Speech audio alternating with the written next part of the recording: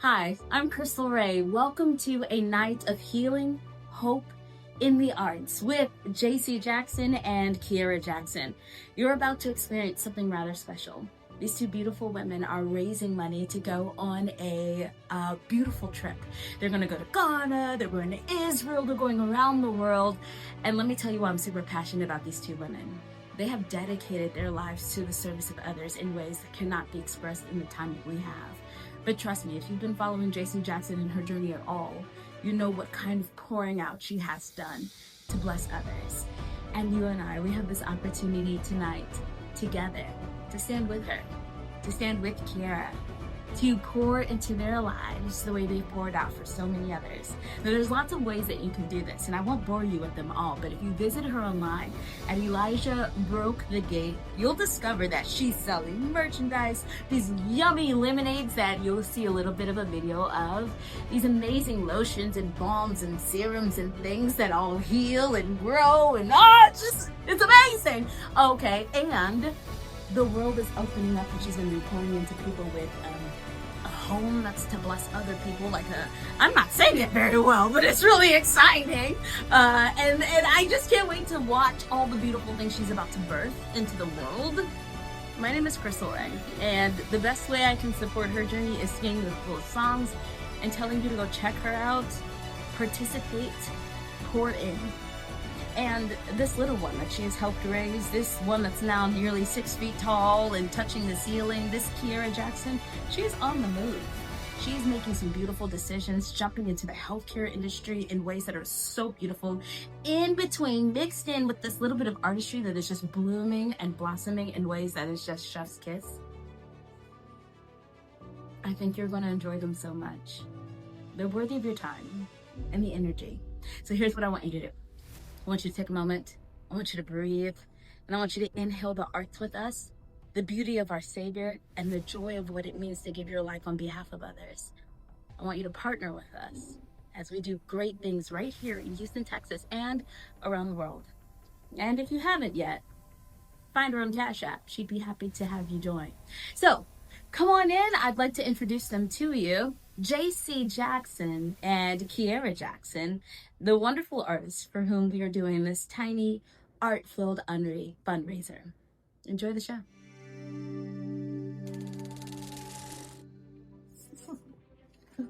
Hello, I am JC Jackson, aka Jessica Jackson. And I'm Kiera Jackson. And we wanted to tell you why we're doing this. You want to go first? Sure. I personally am excited to see God move. I think that me and my mom have been waiting to do a mission trip for a few years now, so this is really, really special for us. I think it's also really important for us to see God moves in other countries and for people in other countries to see that God's love is everywhere. So that's why I would like to go. Yes. Well, I want to go. So the Ghana trip is a trip that Kiera and I are doing together. This is our first mother-daughter, Madre-daughter trip, and this will be her first time out of the country and her first mission trip out of her. So I'm super excited about doing that with her. But more importantly, when we get there, I'll be working with the children, and she'll be working on medical missions. And so I've always had a heart for kids. Most of my career, I have worked with children, and I just feel like the things that God has placed in me as a child has helped me be able to really speak life into other children and just speak life into people in general. If you know, just like Crystal Ray said, if you know any of my story, I've been pouring out into my father these past 5 years. You'll hear a little bit more about him and his journey as a quadriplegic man. And I've been helping with these different organizations that God has birthed through serving women who experience child loss. And so it's just kind of a time for a break. I'm a bit tired. And so we are asking you guys to go this journey with us. We're going to document this whole process and watch us perform and just show you the story of our lives, this whole trajectory that God is doing to show how hope works, to show how he is magnified and how grace can still come in the midst of so much sorrow. So walk this journey with us.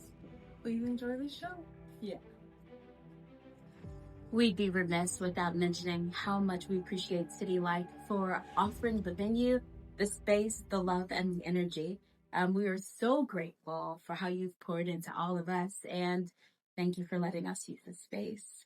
And We have JC Jackson with her first performance piece. Hope is like a candle that guides you in the beginning. When I was little, home was a suitcase, a trash bag, a bear named BJ, my own apothecary of survival. Home was my mother's practice flight, her feet quick on the pavement, her hands steady on the Greyhound tickets, her hands steady on the Greyhound tickets. Home was the shelters that smelled of bleach and hope of strangers' kindness and the fear that never quite left. I learned to pack light, to keep what mattered close in home. My Bible, my toys, a snack, my favorite book, a knife, and hope. All tucked inside BJ, my white polar bear, I cut open and stitched together just enough to hide my treasures.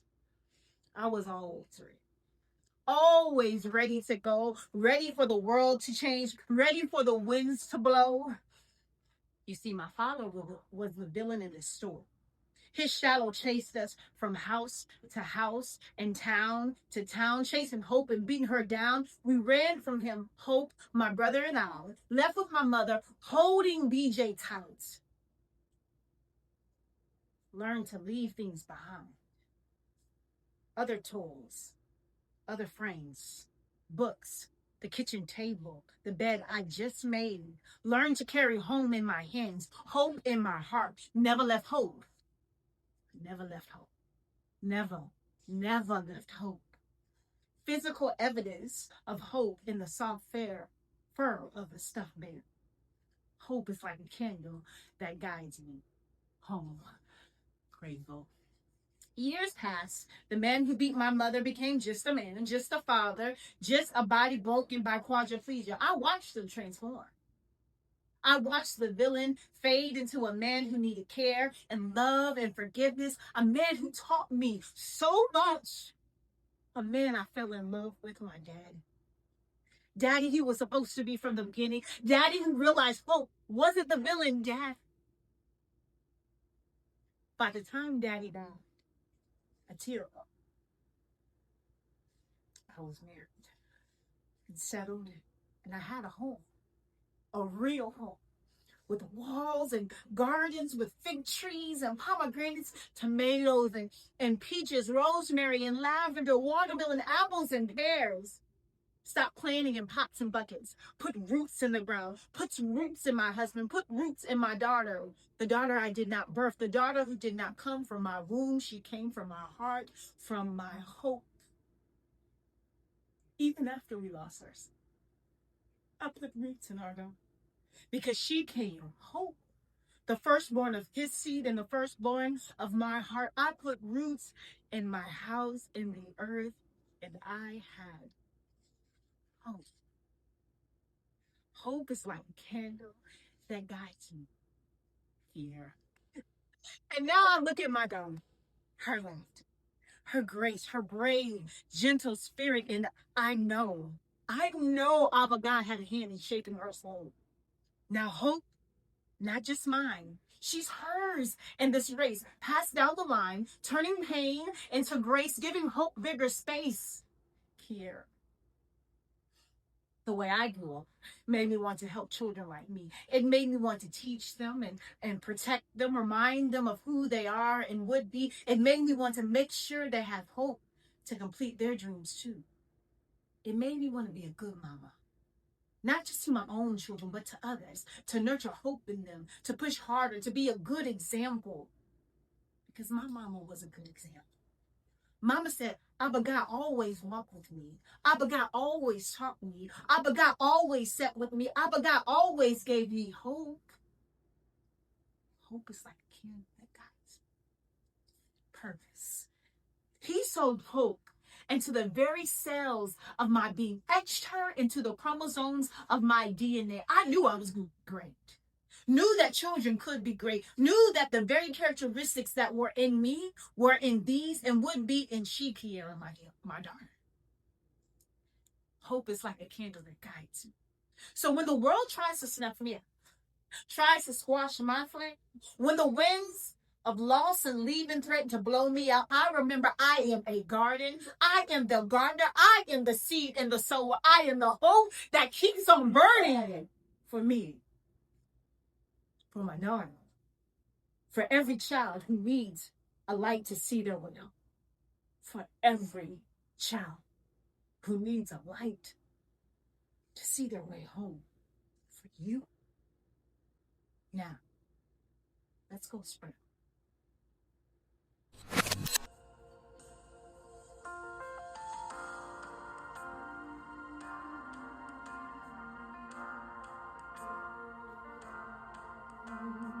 Great is your faithfulness to me. God of Abraham, you're the God of covenant, the faithful promises. Time and time again, you have proven you do just what you say. Though the storm may come, though the world may blow, I'll remain steadfast and let my heart learn when you speak a word will come to pass. Great is your faithfulness to me. Great is your faithfulness to me. From the rising sun to the setting sun, I will praise your name. Great is your faithfulness to me.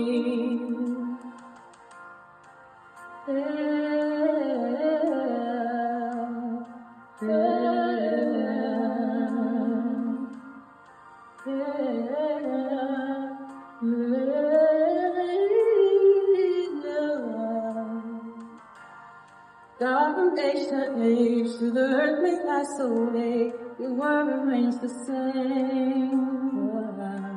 Your history can prove there's nothing you can do. You're faithful and true. Though the storms may come and the wind may blow, I'll remain steadfast and let my heart learn when you speak a word it will come to pass. Great is your faithfulness to me. Great is your faithfulness to me. From the rising sun to the setting sun, I will praise your name. Great is your faithfulness to me. Your faithfulness never runs out. Yeah. It never runs out. Hey. Your faithfulness, yeah, never runs out. It never runs out. So I put my faith in Jesus, my anchor to the ground, my hope and firm foundation. He'll never let me down. I put my faith in Jesus, my anchor to the ground, my hope and firm foundation. He'll never let me down. I put my faith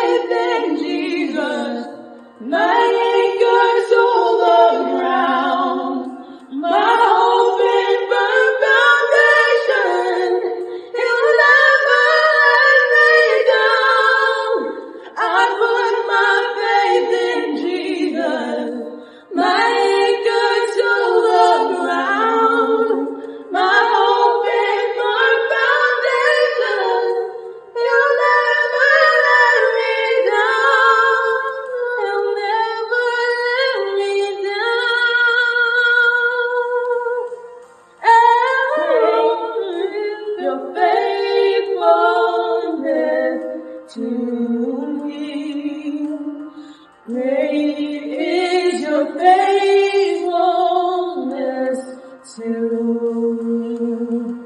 From the rising sun to the setting, sing, I will praise your name. Great is your faithfulness to me. Great is your faithfulness to me. Great is your faithfulness to me. From the rising sun to the setting sea, I will praise your name. Great is your faithfulness to me.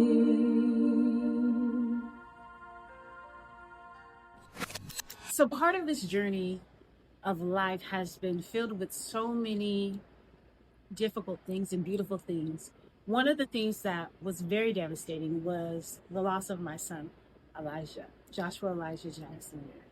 But there's so many things that have birthed from this loss that's been so beautiful. And one of them being a documentary called Making Elijah.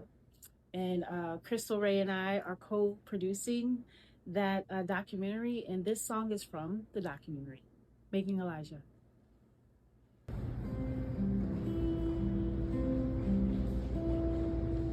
Nobody told me we'd be stopping at the graveyard.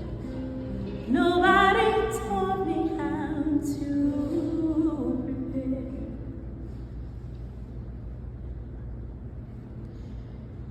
Nobody told me we'd be stopping at the graveyard.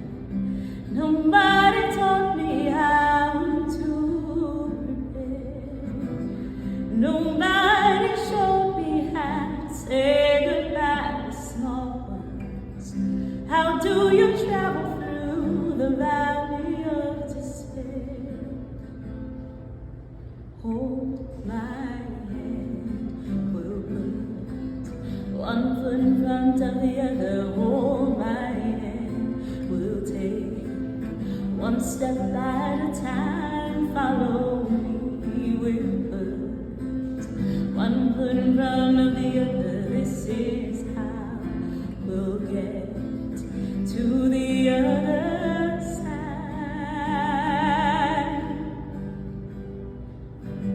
I thought I'd hold him in my arms when he'd stop crying. I thought I'd teach him one day to ride a bike. I thought I'd tuck him in and read his favorite story and watch him sleeping as we sing his lullaby. Hold my hand, we'll put one foot in front of the other. Hold my hand, we'll take one step at a time. Follow me, we'll put one foot in front of the other. This is how we'll get to the other side. In the wings of the morning, there is healing. It's dark now, but dawn is rising. In the wings of the morning, there is healing. It's dark now, but dawn is rising. I know that light is coming. I know that light is coming. I know. Just hold on. Just hold on. Say it again. Say, I know that light is coming. I know that. Shortly after my son, Joshua Elijah Jackson, passed, we took on my dad. My dad, he suffered this horrible incident where he was pushed downstairs and became quadriplegic. And we had the honor and the privilege to serve him for many years. And so this is something I wrote about this journey. It's called Finish Well. February 9th, the date already carried a weight I couldn't shake. A year ago, I had found my dog, Ezra, lifeless. His warm, loving presence suddenly gone. That memory lingered like a shadow, and as the day unfolded, the same heavy feeling pressed down on me. It was irrational, I told myself. A fear I couldn't push aside, but deep down, I knew better. My heart whispered what my mind refused to accept. This might be the day I lose Dad, too. I needed to get to the hospital. My spirit sensed it as well. And the Lord had already told me that death was coming this year. And if God meant a literal year, it began the day I found Ezra, February 9th, 2024, and it would end today, February 9th, 2025. Ever since I was a little girl, I've had dreams and seen or heard things before they happened, but today I was desperately hoping I was wrong. For 4.5 years, I have been his caregiver. God had told me to go get Dad. I saw it clearly in a dream. At the time, I didn't know what being a caregiver and a daughter to an absentee father truly meant. It was a role that shaped me, challenged me, and ultimately brought us closer than ever before. My family, church, and friends, they walked this journey with me as we cared for a father I didn't truly know. A father I had watched abuse my mother. We took him in after he was pushed down the stairs and became quadriplegic. We brought him home and cared for him through the painful detox from alcohol and drugs. We set him up. We loved this stranger and endured the worst. He bit me. He spat on me. He couldn't do anything for himself, and he had the nerve to cuss me out. We argued and I had doubts, yet we still did stuff for him. We served him and honored him. Why? Well, because the Lord said so. And through it all, God healed us. Then everything changed. Healing came when I asked Dad to forgive me. He started wanting to go to church. He got saved and we grew closer. Dad became soft. God began to heal his body, mind, and spirit, and he transformed to Daddy again. With the same certainty I had when we first took him in, I began to fight for him even more. I began to love him even more. I wanted him to be completely healed. But now, after months in the ICU, his body was failing him. Still, I clung to hope, wanting there to be more fights. But that morning, our knees crept into every corner of my mind. I moved through my day cautiously, trying to ignore the growing sense of urgency.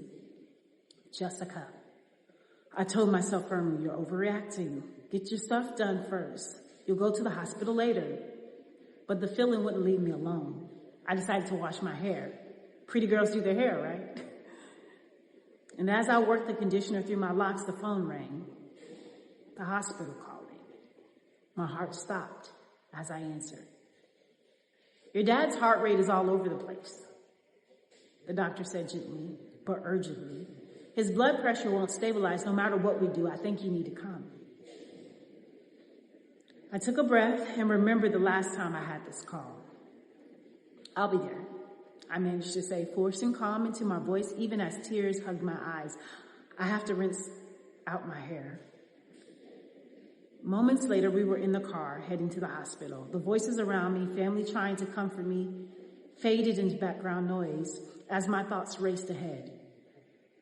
This is it, I thought with a clarity that felt almost cruel. This is goodbye. The ICU was familiar now. After 2 long months of visiting Dad and vigils at Dad's bedside, fighting for his right to live, it was all familiar. The nurses and doctors greeted me with somber faces that confirmed what my heart already knew. This would be the last time. The doctor met me at the door and explained Dad's heart had stopped, but he kept coming back. I knew Dad was just waiting on us. The doctor looked helpless as he began to speak in clinical terms that I tuned out. My eyes were on Daddy. Gown on, hands washed. I stepped into his room and I saw him. He was lying there fragile, but still so unmistakably him. His eyes met mine immediately. The chaos of machines and monitors around us faded. Dad, I whispered as I leaned over him. I know you've been waiting for me. I'm here. Then came a voice, not audible, but unmistakable. Finish, Mo. It was both a command and a comfort, a quiet urging from deep within my spirit. This was it. The final act of love I could give him. The Lord was urging me to honor Daddy until the very end, to walk with him through death itself. Man, did it hurt. But I knew I could and I would do it. I took a breath. I rubbed his face gently and smiled through the tears that threatened to spill over at any moment. I love you, Daddy, I said softly. His lips moved as if he were trying to speak, but no sound came out. I couldn't read what he was saying. His eyes stayed locked on mine with an intensity that spoke volumes, even without words. My heart could hear what his mouth couldn't say. The room began to fill with people who loved him. My daughter pressed against me, telling her grandpa we were all there. She let Dad know he was loved deeply by all of us. My uncle and brother called from afar. His living caregiver stood by him like always. Nurses had cared for him, tirelessly waited outside his room. My best friend stood by my side. All of us was there to walk with him until the end and help Daddy finish well together. So we formed a sacred circle around him, a space filled with love and gratitude. And I focused entirely on Dad now. And passed my phone to my best friend so nothing could distract me from these final moments together as father and daughter and family. Through trembling lips, I began to thank him. Thank you for being my dad, I said softly but firmly. Thank you for letting me serve you these past 4 years. It has been my greatest honor and privilege. My voice cracked under the weight of emotion, but never faltered in its truth. I have no regrets.